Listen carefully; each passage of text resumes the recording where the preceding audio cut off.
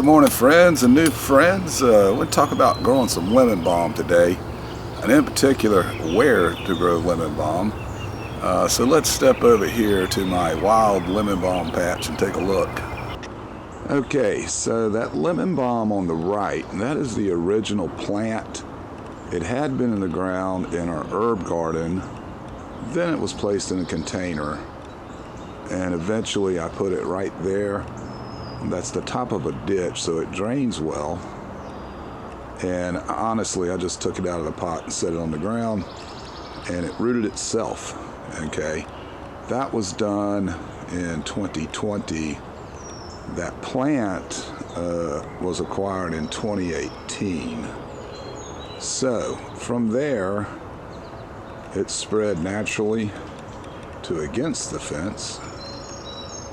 And last year, it actually propagated itself to this spot,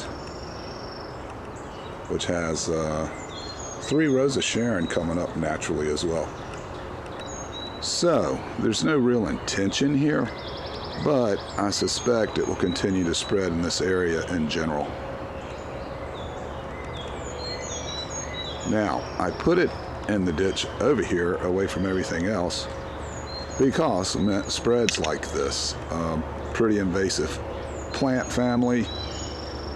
We have peppermint in the front, separate it from everything for the same reason, and the remainder of our mint is in grow bags.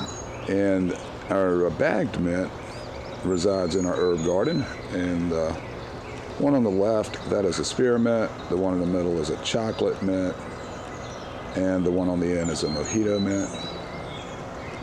The smaller bags without handles are 2 gallon, and the larger bag that has the chocolate mint with handles is 5 gallon. That mint comes from 2020, maybe 2021. I got that from a friend off of YouTube.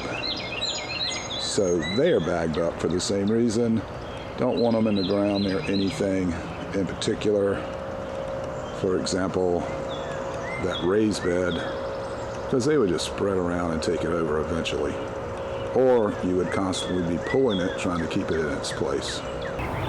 So the lemon balm, you can use it like any other mint, obviously teas. It's good for culinary uses too, particularly rubs.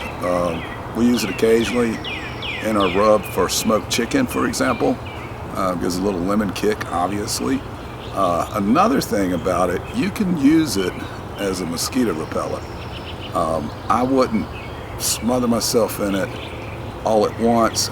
Check a spot like inside of your wrist just a little bit. See if you're allergic. If you get a rash, probably not for you. But if your skin can tolerate it, it's a natural mosquito repellent. Well, if you're new here, please subscribe, and all of you drop a comment down there. Do you grow it? Where do you grow it? And how do you use it? We'll see you on the next one.